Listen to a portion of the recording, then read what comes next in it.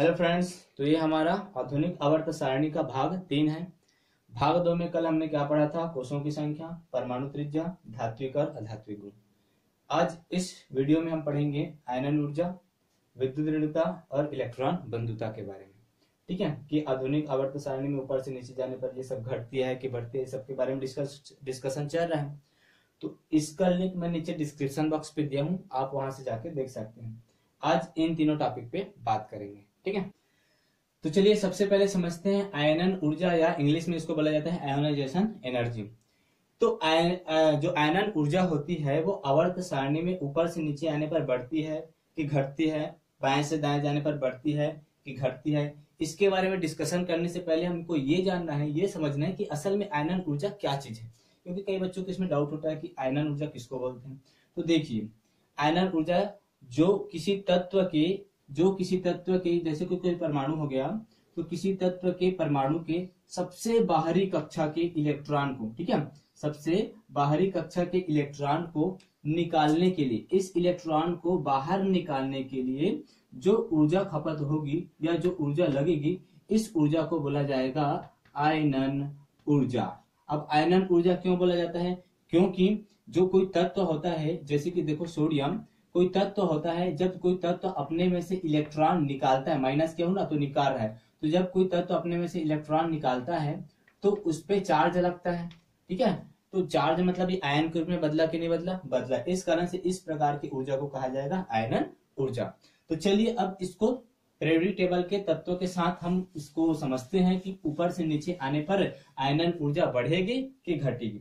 तो देखो, कोई भी तत्व लेते हैं किसी एक आवर्त का, तो ये आपका पहला आवर्त, ये आपका दूसरा, सॉरी, ये आपका पहला ग्रुप और ये आपका दूसरा ग्रुप। क्योंकि ग्रुप ऐसा होता ही है ना, हॉरिजॉन्टल, और ऐसा जो रहता है उसको क्या बोलते हैं? आवर्त। ठीक है, तो देखो, आपको पहले मैं ये बता दूं कि ग्रुप में ऊपर से नीचे आने पर आयनन ऊर्जा बढ़ेगी कि घटेगी, ये प्रूफ करना है हमको। तो देखें, यहाँ से कोई भी तत्व ले लो, हाइड्रोजन, लिथियम, सोडियम ले लेते हैं, या लिथियम, सोडियम, पोटेशियम कोई भी ले लेते हैं। तो यहाँ पे मैं ले लेता हूँ, चलो पहले हाइड्रोजन का एटॉमिक नंबर 1, उसके बाद लेते हैं लिथियम का एटॉमिक नंबर 3, उसके बाद लेते हैं सोडियम का एटॉमिक नंबर है 11। तो चलो, बोरबरी सिद्धांत मैं कल बताया था वैसे भरते हैं। तो इसमें एक ही इलेक्ट्रॉन तो पहली कक्षा में आ जाएगा। इसमें इलेक्ट्रॉन की संख्या कितनी? 3, तो पहली कक्षा में 2, दूसरी में 1। इसमें पहली कक्षा में 2, दूसरी में 8, 8 और 2 10 हुआ, तो एक बचा, वो किस में जाएगा? तीसरी कक्षा में। तो यहाँ तक क्लियर। अब देखो, यहाँ पे हमको समझना है कक्षा। तो यहाँ पे कक्षा की संख्या कितनी है? 1, बीच में एक नाभिक रहेगा और एक कक्षा रहेगी। यहाँ पे कक्षा की संख्या 2, तो नाभिक पहली कक्षा और ये दूसरी कक्षा। अब यहाँ पे जितने प्रोटॉन, ये देखो, ये आपका परमाणु क्रमांक होते हुए क्या होती है? प्रोटॉन की संख्या। कहने का मतलब इसमें एक प्रोटॉन और इसमें प्रोटॉन की संख्या कितनी है? 3। मैं एक ही धन बनाया हूँ। ठीक है, तो यहाँ पे प्रोटॉन की संख्या कितनी है? 3 है। अभी देखो, यहाँ पे कक्षा की संख्या 1 2 3, तो बीच में नाभिक रहेगा, पहली कक्षा, दूसरी कक्षा और ये तीसरी कक्षा। ठीक है, तो चलिए अब देखो, यहाँ पे सबसे बाहरी कक्षा में कितना इलेक्ट्रॉन है? 1। इसके बाहरी कक्षा में 1, इसके भी बाहरी कक्षा में 1 है।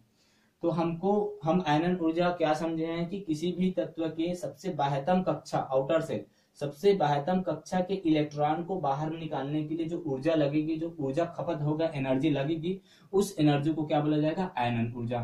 तो देखो, सभी में तो आयनन ऊर्जा लगेगी, लेकिन किसमें कम किसमें ज्यादा?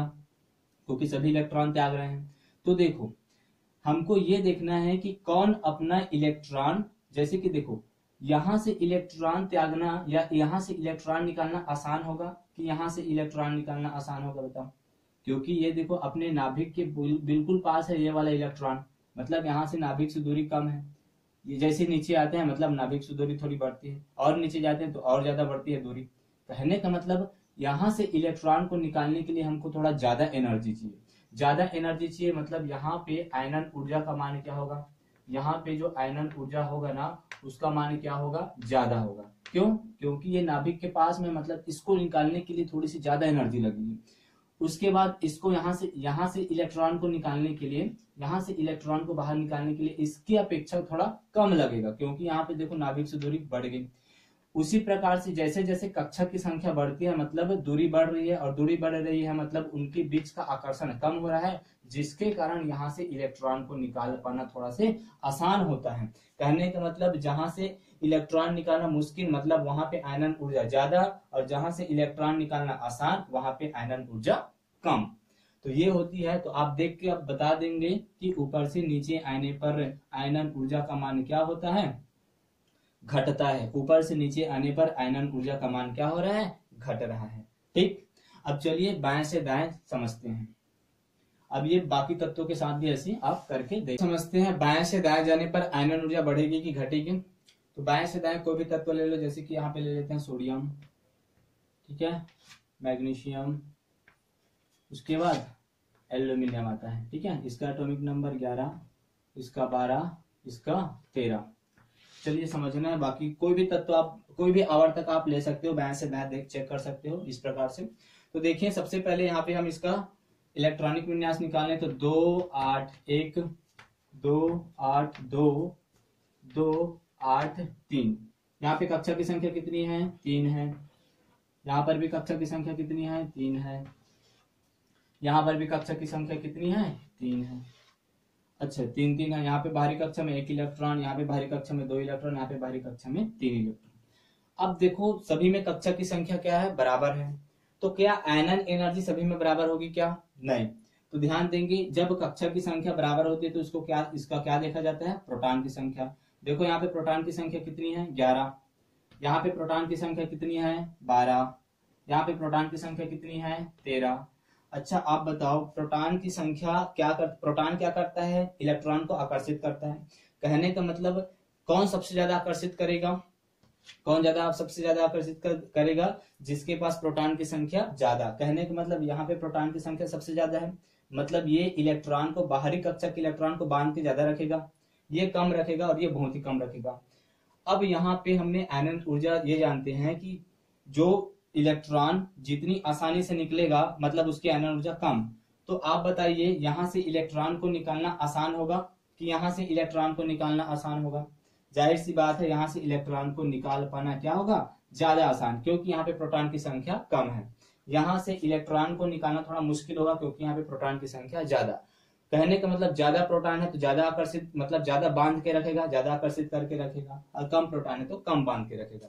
अब हमने यहाँ पे क्या निष्कर्ष निकाला कि आवर्त में बाएं से दाएं जाने पर, आवर्त में बाएं से दाएं जाने पर आयनन ऊर्जा बढ़ेगी। आयनन ऊर्जा को आयनन विभव भी बोला जाता है, आयनन विभव बोलो या आयनन ऊर्जा बोलो, एक ही मतलब है। चलिए इसके बाद नेक्स्ट टॉपिक, चलिए इसके बाद हम समझते हैं इलेक्ट्रोनेगेटिविटी मतलब विद्युत ऋणता। तो चलिए सबसे पहले ये जाने कि विद्युत ऋणता क्या है। किसी भी तत्व में बाहरी कक्षा की इलेक्ट्रॉन को अपनी ओर आकर्षित करके रखने की जो क्षमता पाई जाती है वो कहलाती है विद्युत ऋणता।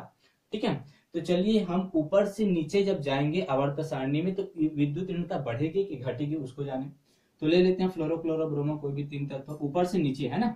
तो सबसे पहले फ्लोरीन की देखिए, तो फ्लोरीन का एटॉमिक नंबर होता है 9, उसके बाद क्लोरीन का एटॉमिक नंबर होता है 17, उसके बाद ब्रोमीन की बात करें तो ब्रोमीन का होता है 35। ठीक है, इसमें होंगे 2, अंतिम कक्षा में 7, इसमें होंगे 2 8 और अंतिम कक्षा में 7, क्योंकि सबके अंतिम कक्षा में तो 7 ही आएंगे। तो इसमें 2 8 18 और ये 7, इस प्रकार से भरा जाएगा। ठीक है, तो चलिए यहाँ पे देखो कक्षा की संख्या, बीच में नाभिक रहेगा, पहली कक्षा और दूसरी कक्षा, बीच में नाभिक रहेगा, पहली कक्षा और दूसरी कक्षा और ये तीसरी, क्योंकि 1 2 3 3 कक्षा है, इसमें कितनी कक्षा है, 4।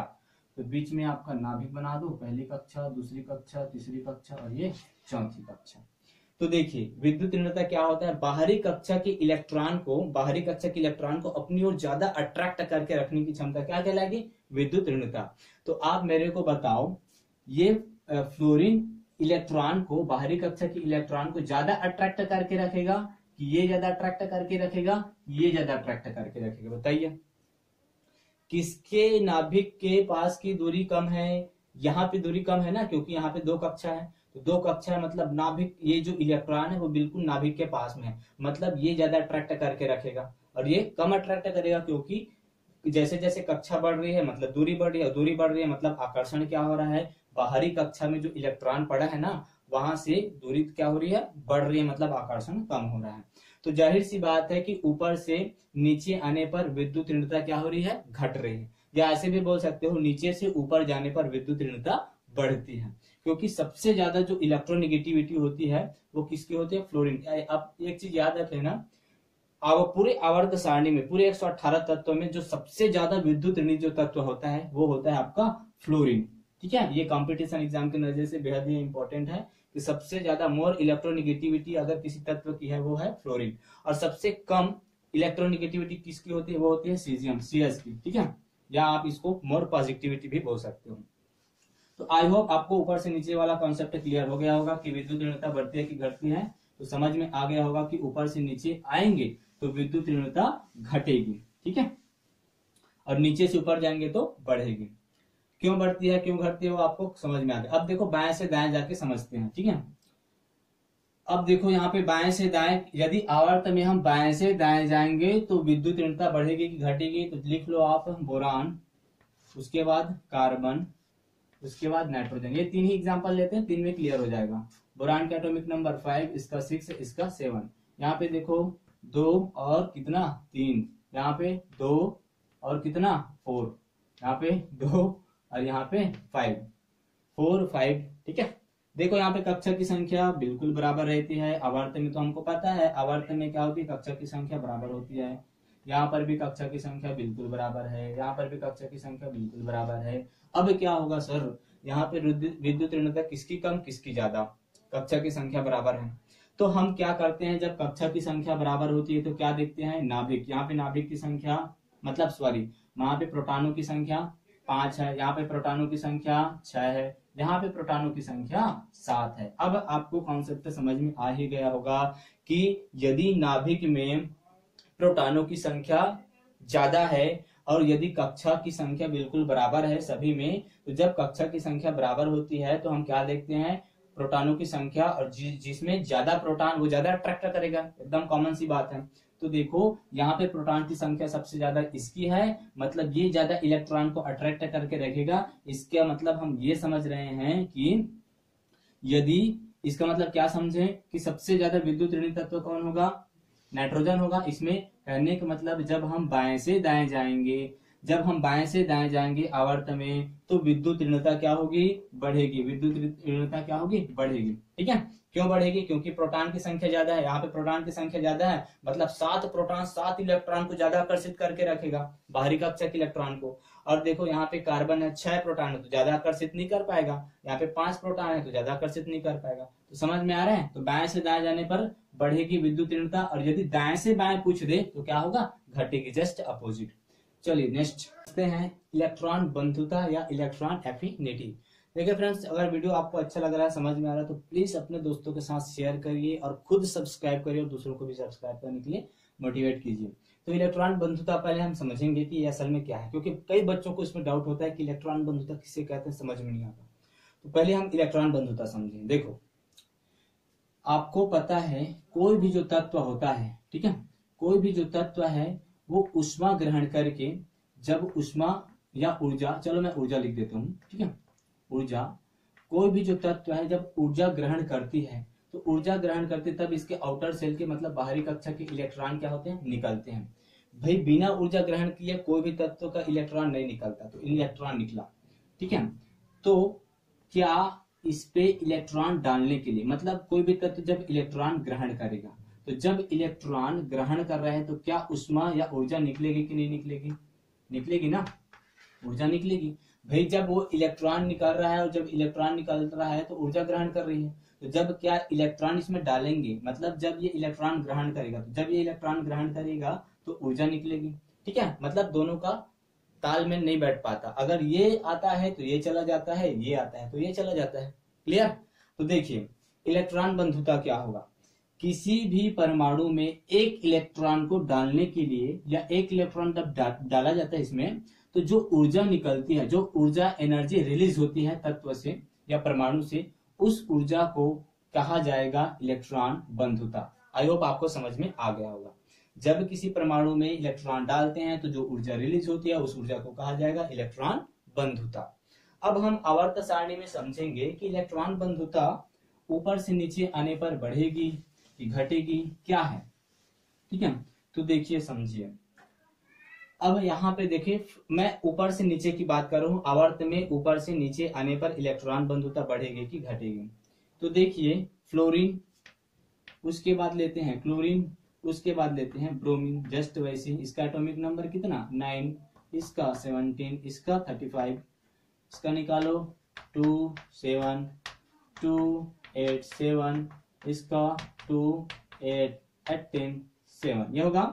यहाँ पे कक्षा की संख्या कितनी, 1 2, यहाँ पे कक्षा 2 और ये 3, यहाँ पे कक्षा 1 2 और ये 3 और ये 4 कक्षा है, ठीक है। तो देखिए समझिए, तो इलेक्ट्रॉन बंधुता क्या होगा, यदि किसी तत्व पे एक इलेक्ट्रॉन डालें तो जो ऊर्जा निकलेगी वो कहलाएगी इलेक्ट्रॉन बंधुता। अब इसमें देखो, यदि फ्लोरीन पे एक इलेक्ट्रॉन डालेंगे तो ऊर्जा निकलेगी, लेकिन यहाँ पे हमको ऐसा समझना है, देखो जो तत्व इलेक्ट्रॉन को आसानी से एक्सेप्ट कर लेगा, याद रखना, जो तत्व इलेक्ट्रॉन को आसानी से एक्सेप्ट कर लेता है, मतलब एक्सेप्ट करना मतलब ग्रहण करना, तो जो तत्व इलेक्ट्रॉन को आसानी से एक्सेप्ट या ग्रहण करेगा उनकी इलेक्ट्रॉन बंधुता ज्यादा, और जो तत्व आसानी से इलेक्ट्रॉन को एक्सेप्ट नहीं कर पाएगा उसकी इलेक्ट्रॉन बंधुता कम। आई होप आपको समझ में आया होगा। तो देखिए कौन जो तत्व है, इसमें से कौन इलेक्ट्रॉन को अपनी ओर जल्दी आकर्षित करता है, तो जो जल्दी आकर्षित करता है तो वही तो एक्सेप्ट करेगा, वही ग्रहण करेगा। कहने का मतलब फ्लोरीन जल्दी एक्सेप्ट करेगा, तो मतलब फ्लोरीन की इलेक्ट्रोनेगेटिविटी ज्यादा, इसकी कम और इसकी सबसे कम, तो क्योंकि कक्षा की संख्या बढ़ रही है। तो आई होप आपको ये क्लियर हो गया होगा। जैसे कि विद्युत ऋणता में होता है कि ऊपर से नीचे आने पर विद्युत ऋणता क्या होती है, घटती है, उसी प्रकार से इलेक्ट्रॉन बंधुता भी ऊपर से नीचे आने पर घटेगी। अब कई लोगों को इसमें डाउट हो रहा होगा कि इलेक्ट्रॉन बंधुता और विद्युत ऋणता बिल्कुल सेम लग रही है, तो इसमें दोनों में डिफरेंस अभी बताऊंगा। तो जैसे कि ये ऊपर से नीचे आने पर इलेक्ट्रॉन बंधुता घटती है, उसी प्रकार से अब बाएं से दाएं जाने पर बताने की जरूरत नहीं है, सेम जैसे कि विद्युत ऋणता में होता है वैसे होगा कि जैसे जैसे बाएं से दाएं जाएंगे तो कक्षा की संख्या सब में बराबर होती है, और जब कक्षा की संख्या सब में बराबर होती है तो प्रोटॉनों की संख्या को देखा जाता है, तो प्रोटॉन की मतलब जिस तत्व पे प्रोटॉन ज्यादा वो ज्यादा अट्रैक्ट करके रखेगा, मतलब उसमें क्या होगी, इलेक्ट्रॉन जल्दी एक्सेप्ट होता है, मतलब बाएं से दाएं जाएंगे, बाएं से दाएं जाएंगे आवर्त में तो इलेक्ट्रॉन बंधुता क्या होगी, बढ़ेगी, और ऊपर से नीचे आएंगे तो इलेक्ट्रॉन बंधुता घटेगी। ठीक, अब हम डिफरेंस समझते हैं विद्युत ऋणता और इलेक्ट्रॉन बंधुता दोनों में। देखिए मैंने आपको बताया था विद्युत ऋणता में, ठीक है, इलेक्ट्रोनेगेटिविटी में क्या बताया था, विद्युत ऋणता में बताया था कि ये किसी इलेक्ट्रॉन को आकर्षित करके रखता है, ठीक है, ये किसी इलेक्ट्रॉन को आकर्षित करके रखता है। आकर्षित को इंग्लिश में क्या बोलते हैं, अट्रैक्शन, ठीक है, अट्रैक्शन, आकर्षित। और इलेक्ट्रॉन बंधुता में क्या होगा, इलेक्ट्रॉन बंधुता, इसमें इलेक्ट्रॉन आकर्षित और इसमें इलेक्ट्रॉन क्या होगा, एक्सेप्ट करेगा, एक्सेप्ट मतलब ग्रहण करेगा, ठीक है, एक्सेप्ट मतलब ग्रहण करना। देखो इसमें अट्रैक्शन होगा और इसमें क्या होगा, एक्सेप्ट होगा। एक्सेप्ट मतलब ग्रहण करना, पूरे समाजन अपने अंदर, और आकर्षित करना मतलब थोड़ा सा अपनी ओर खींच के रखना। ये जो पाया जाता है वो कोवेलेंट बॉन्ड पाया जाता है इसमें, किसमें, इसमें मतलब वैलेंस बॉन्ड, ठीक है, कोवेलेंट नहीं, वैलेंस बॉन्ड। वैलेंस बॉन्ड मतलब संयोजकता बंध, संयोजकता बंध।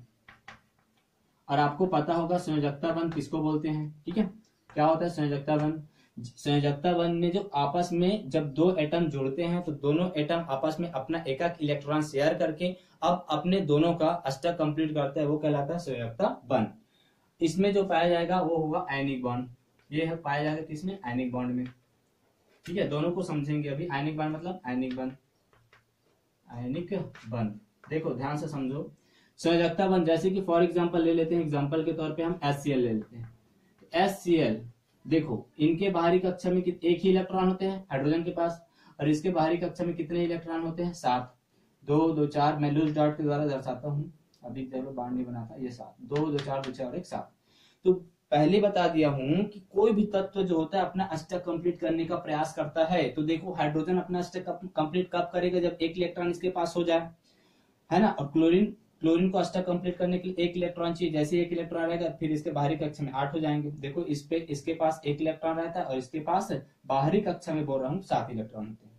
तो इसका अष्टक कंप्लीट, हाइड्रोजन का अष्टक कंप्लीट होता है जब इसके, क्योंकि इसके पास तो एक ही कक्षा है ना, तो पहली कक्षा में अधिकतम 2 इलेक्ट्रॉन हो जाते हैं, तो मतलब इसका अष्टक कंप्लीट हो जाता है।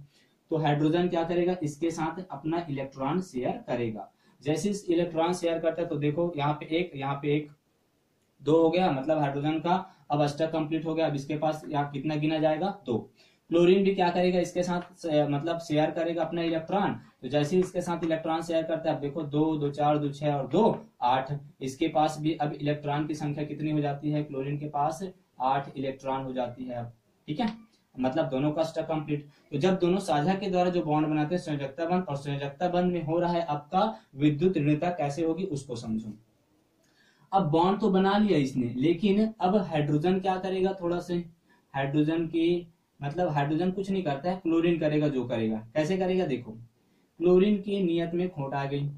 अब ये क्या करेगा, क्लोरीन इस इलेक्ट्रॉन को, देखो यहाँ पे दोनों की तरफ बराबर में था ना, लेकिन ये क्लोरीन क्या करेगा, इलेक्ट्रॉन को अपनी ओर ज्यादा आकर्षित करेगा। ये इलेक्ट्रॉन पेयर है ना, इसको अपनी ओर ज्यादा अट्रैक्ट करके रखेगा, अपनी ओर ज्यादा अट्रैक्ट करेगा तो ये वाला इलेक्ट्रॉन थोड़ा खिसक किधर आएगा, मतलब जो बॉन्ड बीच में है वो बॉन्ड अब बीच में नहीं रहेगा, वो इलेक्ट्रॉन की ओर ज्यादा आकर्षित हो जाएगा। और जब इलेक्ट्रॉन की ओर ज्यादा आकर्षित होगा मतलब इस पे निगेटिव चार्ज आ जाता है, और इस पे आंशिक रूप से, है ना, यहाँ पे आंशिक रूप से निगेटिव आता है और यहाँ पे आंशिक रूप से पॉजिटिव चार्ज आ जाता है।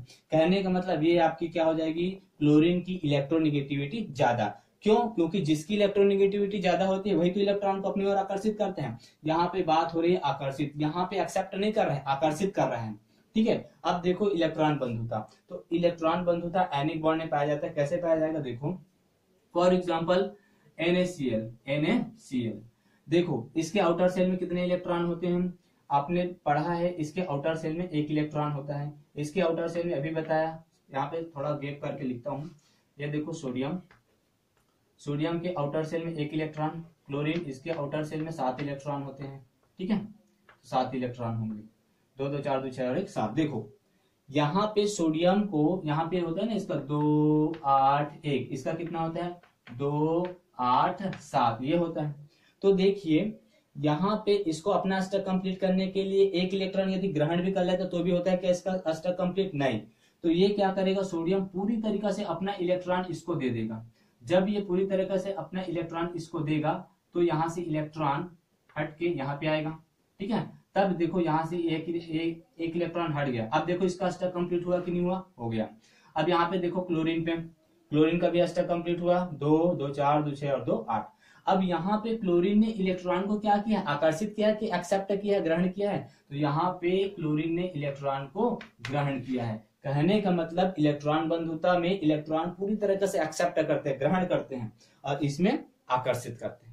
तो आई होप आपको समझ में आ गया होगा ये लेक्चर। अगर आपको अच्छा लगता है तो फ्रेंड्स लाइक करें, अपने दोस्तों के साथ शेयर करें, और यदि आप मेरे चैनल पे नए हैं तो प्लीज सब्सक्राइब कर दें, क्योंकि एक लाल बटन ही दबाना रहता है यार, है ना, किसी गरीब का भला हो जाएगा भाई, ठीक है। तो